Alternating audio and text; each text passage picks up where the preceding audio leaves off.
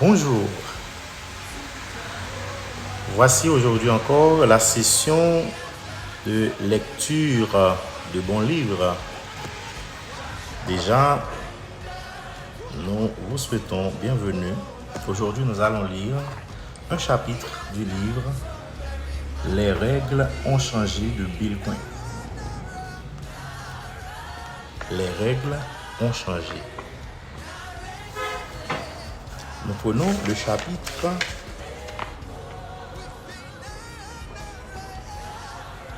10, disons, règle numéro 9.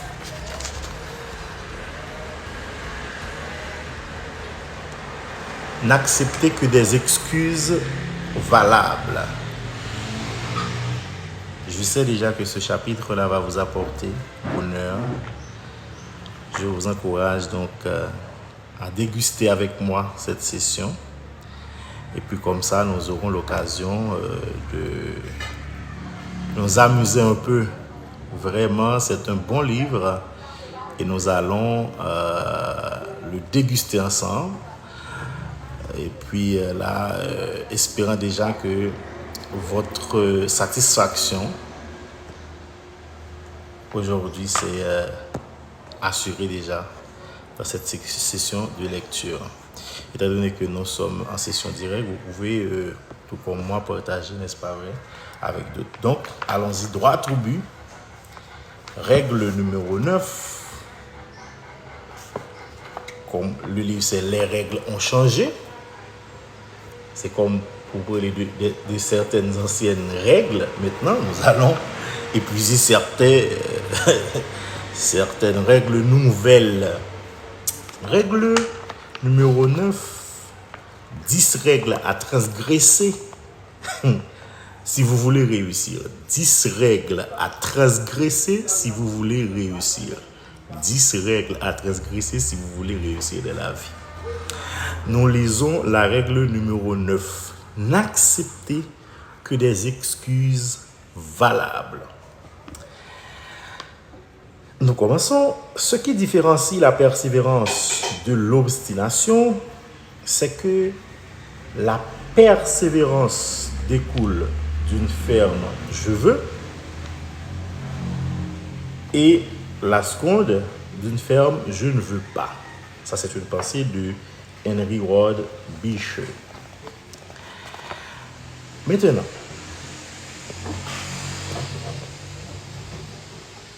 lisons. George, je ne peux pas reprendre parce que là, je suis en session de lecture. On ne va pas jouer. Voici l'histoire d'un homme qui se rend chez son voisin pour lui emprunter sa tondeuse à gazon.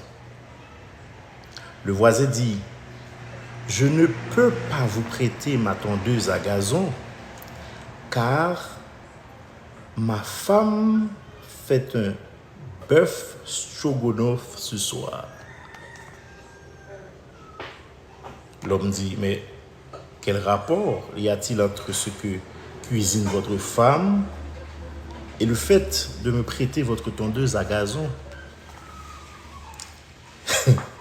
La réponse du monsieur, c'est « Il n'y en a aucun. » « Il n'y en a pas, » répond le voisin. « Mais si je n'ai pas envie de faire quelque chose, alors n'importe quelle excuse est bonne. » Waouh, waouh, waouh. Si je n'ai pas envie de faire quelque chose, n'importe quelle excuse est bonne. Vous voyez? On a demandé le prêt de l'emprunt d'une tondeuse à gazon. Monsieur parle de ce que cuisine sa femme plus tard. Eh bien, c'était juste une excuse. Donc, si vous voulez réussir, il ne faut accepter que des excuses valables. La morale de cette histoire, c'est que lorsque vous ne voulez pas faire quelque chose, vous trouverez une excuse de manière à l'éviter. Cela n'est-il pas vrai pour chacun de nous? Ingénieur,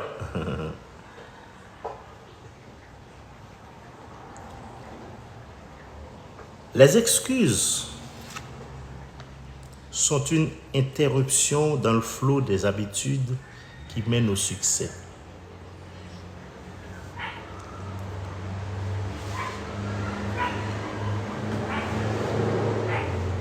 Malheureusement, les excuses peuvent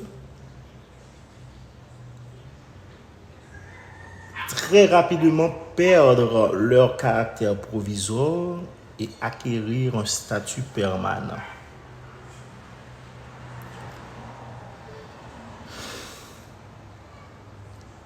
Car trouver des prétextes peut devenir une manie.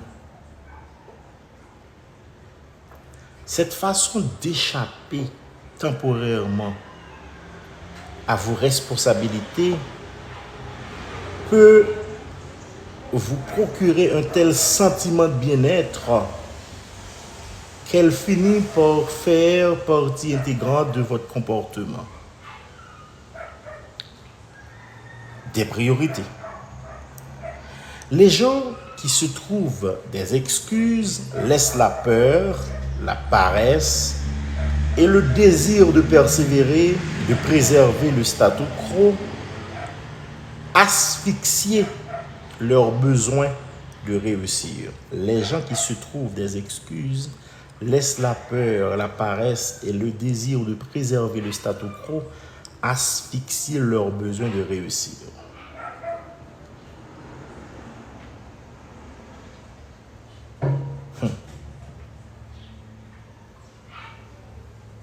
Le pouvoir de l'excuse, cet échappatoire aux responsabilités, est plus fort que le désir de concrétiser leurs rêves.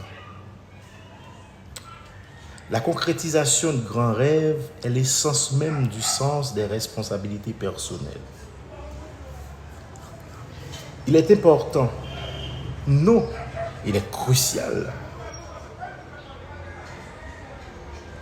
d'établir des priorités dans votre vie.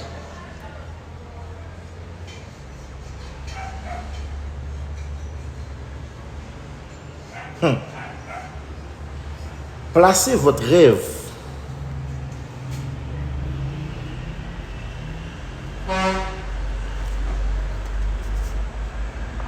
et sa réalisation au premier rang. Ne trouvez pas d'excuses qui iront à l'encontre de vos priorités. 10 règles à transgresser si vous voulez réussir.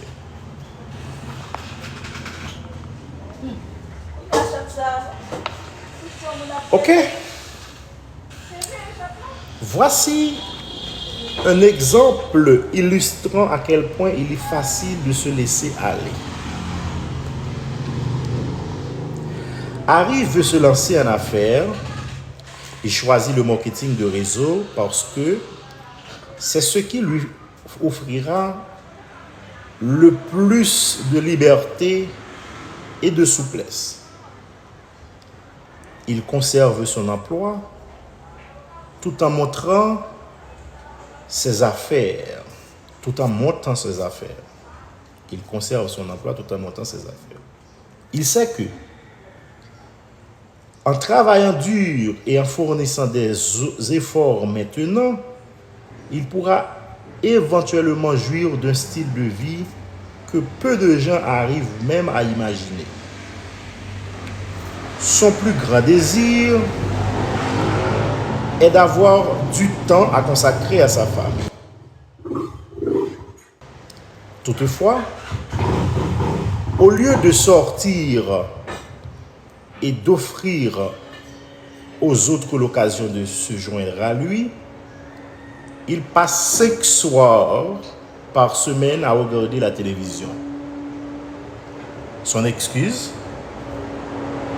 il est trop fatigué après sa journée de travail.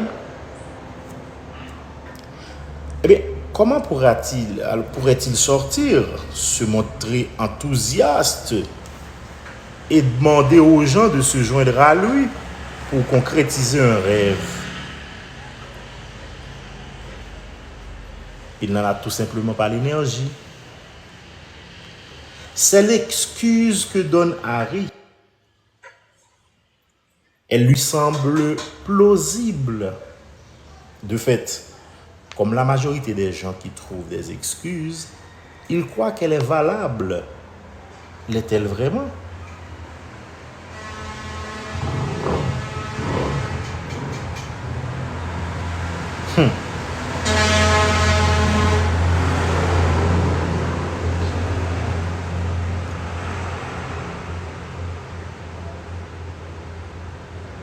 Peut-être est-il réellement épuisé certains soirs. C'est très bien. Il n'y a rien de mal à s'accorder occasionnellement un peu de répit.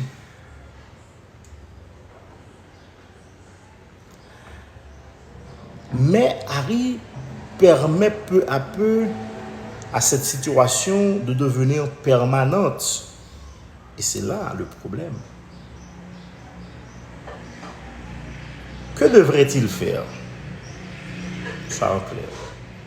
Au lieu de regarder la télévision, Harry pourrait faire un peu de lecture ou il pourrait tout simplement aller se coucher après le repas du soir et se lever 1 heure plus tôt le lendemain matin. Il pourrait profiter de cette heure pour dresser des listes, prendre le petit déjeuner avec quelqu'un, faire de l'exercice, etc. En d'autres termes, si Harry avait clairement défini ses priorités, il trouverait le moyen d'optimiser son temps de manière à réussir. Tout est possible si nous avons des priorités. Tout. Alors, tout est possible. En êtes-vous certain?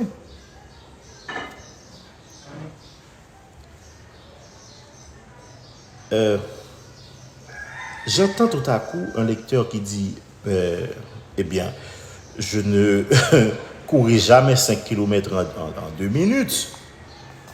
Ok, c'est probablement vrai, mais en êtes-vous absolument certain? Avez-vous déjà fait les efforts nécessaires pour y arriver?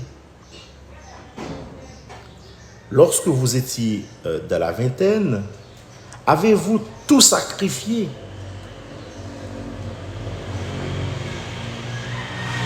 Vous êtes-vous entraîné jour après jour, tendu vers cet objectif, en vous répétant sans cesse, j'y arriverai? Probablement pas. En fait, peu d'entre nous sommes physiquement capables d'accomplir des exploits sportifs. Mais, ce qui est certain, nous sommes presque tous capables de connaître la réussite financière. Ça, c'est une vérité. Si vous lisez ce livre, vous lisez avec moi, je lis pour vous. C'est que vous avez la capacité intellectuelle de réussir. Si vous me comprenez là, vous avez la capacité intellectuelle de réussir. C'est uniquement une question de priorité.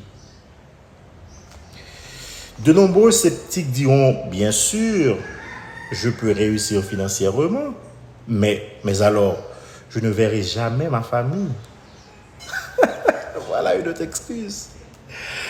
Eh bien, je travaillerai tout le temps. Eh bien, si vous dites, pensez ou sentez ceci, si vous pensez ceci, je vous prie de réaliser qu'il s'agit d'une excuse. Vous évitez le succès parce que vous avez peur. Peu importe le fait que cette peur soit justifiée. Cessez de trouver des excuses. Le monde vous appartient. Et comme c'est écrit quelque part, le monde est rempli d'opportunités. Le monde vous appartient. Cessez de trouver des excuses. Ah oui, les excuses que nous aimons bien, voici 10 et une brève réfutation pour chacune d'elles. Vous sont-elles familières? Je vais vous les citer. 10 excuses que les gens utilisent souvent pour refuter une occasion. Par exemple, première excuse, numéro 1. Je suis issu d'une famille défavorisée. Je suis issu de milieux défavorisés. Excuse numéro 1.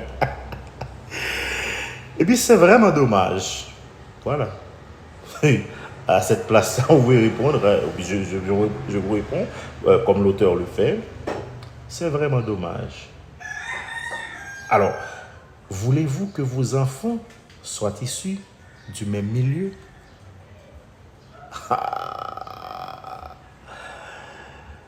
Si quelqu'un prend comme excuse qu'il est issu de milieux défavorisés, demande-lui, mais est-ce qu'il veut que ses enfants soient aussi de milieux défavorisés?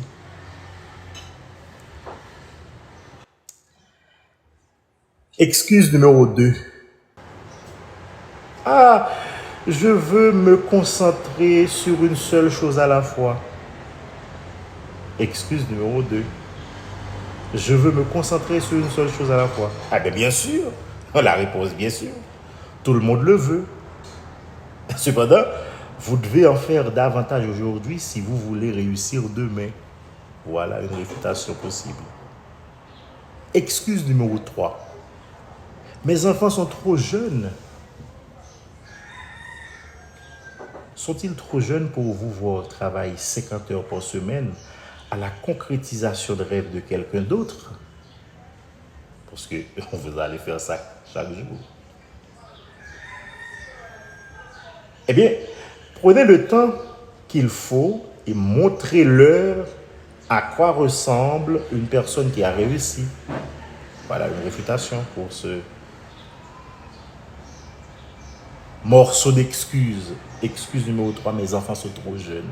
Je ne peux pas les laisser pour aller faire quoi que ce soit. Cependant, vous allez quand même faire 40 heures, 50 heures par semaine pour la réalisation du rêve de quelqu'un d'autre. Donc, vous pouvez prendre ce temps-là pour montrer à votre enfant aussi une personne qui a réussi. Excuse numéro 4. Les gens comme moi ne réussissent jamais. Wow. Eh bien, vous avez tout à fait raison. Hein? Ça, c'est une réfutation possible. Cessez d'être tel que vous êtes et commencez à ressembler à quelqu'un qui réussit. Ah, eh bien, les gens comme toi, c'est ce que tu as dit. Hein? Ah, les gens comme moi ne réussissent jamais. Mais cessez à partir d'aujourd'hui d'être comme tel et commencez à ressembler à quelqu'un qui réussit. Faites quelque chose. Modifiez quelque chose.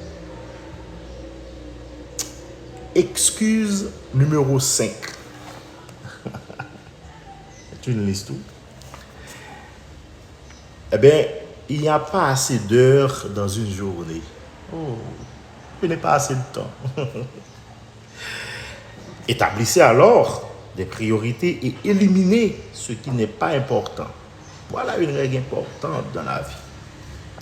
La notion de priorité.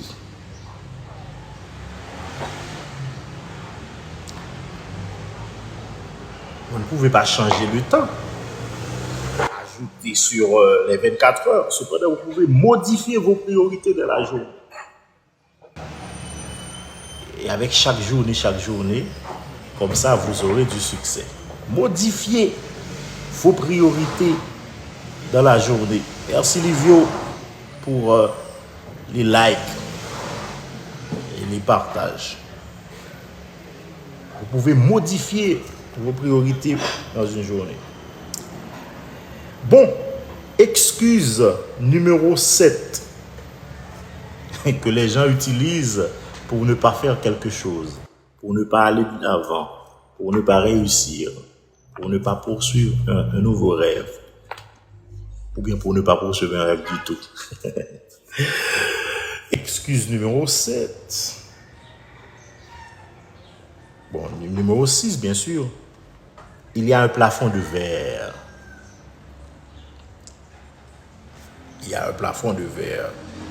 C'est-à-dire, les gens là, quand ils utilisent cette excuse, c'est que, selon eux, ils ne peuvent pas monter plus haut. Car il y a un plafond de verre. Peut-être il a frappé la dalle. Eh bien voilà, une réfutation possible. Créez alors vos propres entreprises. Créez alors votre propre entreprise. S'il y a un plafond de verre là où vous êtes, vous ne pouvez pas faire plus. On ne veut pas vous donner de l'augmentation. On ne veut pas vous accorder, n'est-ce pas vrai, une croissance. Il n'y a pas de croissance possible. Eh bien, commencez. Créez votre propre entreprise. Ainsi, plus aucun plafond ne vous arrêtera. Si c'est un seul directeur qui a là où tu es, tu ne peux pas devenir directeur selon les critères établis. Commence à être ton propre patron quelque part. Créez votre propre entreprise et puis, automatiquement, il n'y aura aucun plafond. Plus aucun plafond ne vous arrêtera. Car c'est votre entreprise. Vous serez à ce moment-là le patron, le CEO, le boss. Donc il n'y aura pas de patron. Le ciel sera votre limite. The sky will be the limit. Créez votre propre entreprise. Merci pour les likes.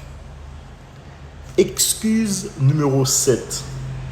Excuse utilisée par les gens pour ne pas faire quelque chose, pour ne pas avancer, pour ne pas progresser, pour ne pas bouger.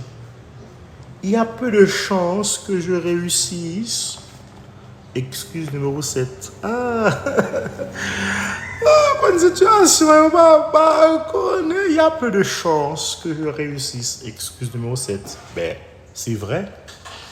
Oui, c'est vrai. Il vaut mieux que vous atteliez sans tarder à créer ces chances. Donc, s'il n'y a pas de chance, s'il y a peu de chances, eh bien, il faut commencer maintenant, rapidement, pour commencer à créer ces chances-là que vous voulez. Parce que les chances, ça se crée. Donc, par rapport à cette excuse numéro 7, il faut se créer des chances. Il faut commencer à créer ces chances-là. Parce que, en général, les actions créent des chances. Voilà, commencez aujourd'hui même à vous créer ces chances que vous aimeriez voir exister. Excuse numéro 8. Excuse utilisée par les gens pour ne pas faire bouger le monde, pour ne pas avancer. Merci Sophonie pour le like. Je suis trop vieux pour me lancer dans une nouvelle aventure. Voilà une belle excuse. Waouh! C'est admirable. Voici la réponse. Voici une possibilité de réfutation. Eh bien, bon. Si vous le pensez réellement, vous avez probablement raison. Ok, vous êtes trop vieux. Trop vieille. Quelle perte! C'est dommage, hein? Parce que vous avez eu le temps, n'est-ce pas vrai, de faire des actions. Bon, malheureusement, vous êtes trop vieux. Ok, vous êtes trop vieux. Quelle perte, cher ami. Votre sagesse et votre expérience auraient pu nous être d'une grande utilité. Quelle perte, malheureusement. Eh bien, reposez en paix.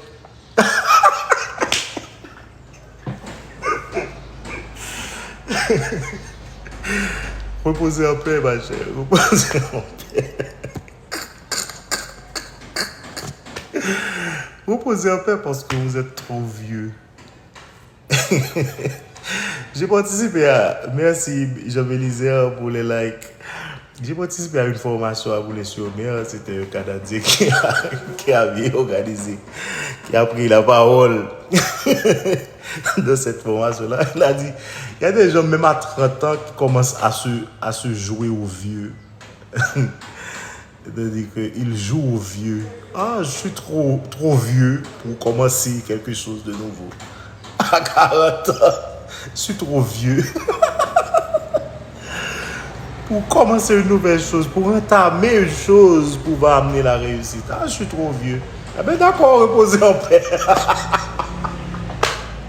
C'est dommage, mon frère. Repose en paix. Hein? Repose en paix. Reposez en paix.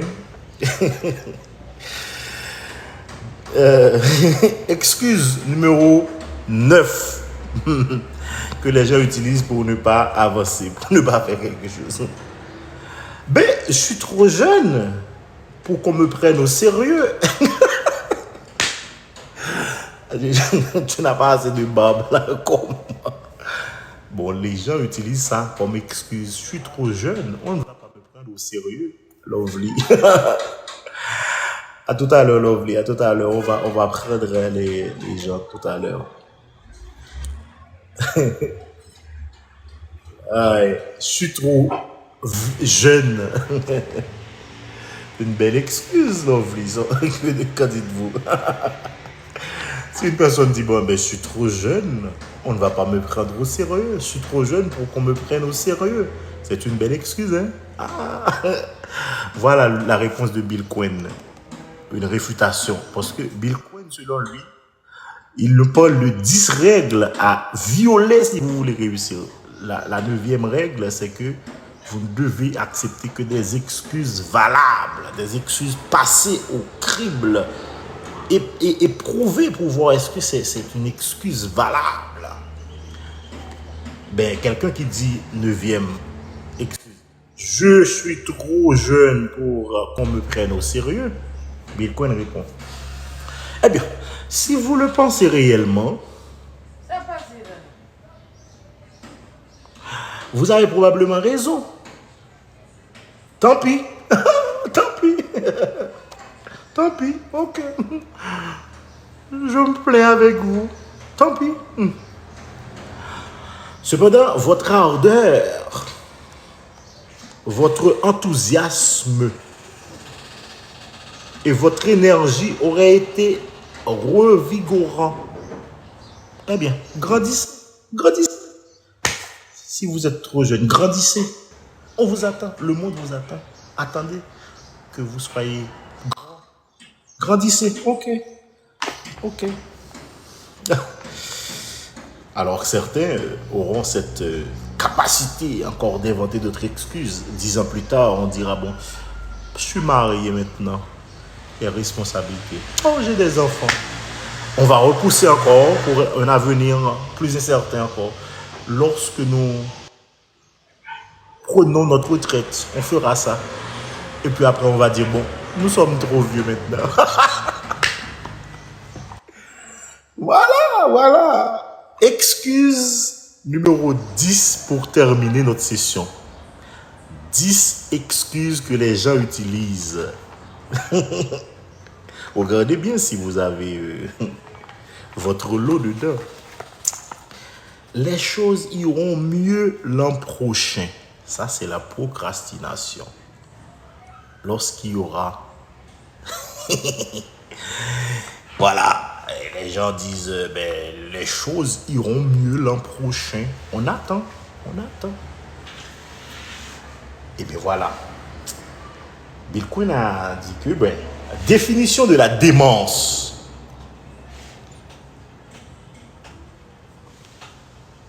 Continuer à faire les mêmes choses et espérer obtenir un résultat différent. Pour Bill Quinn, ça c'est de la démence pure. Attendre à demain, remettre à demain. Avec l'espérance que les choses vont changer. Avec l'espérance qu'on va avoir une année prochaine meilleure. comme on souhaite aux gens heureuse année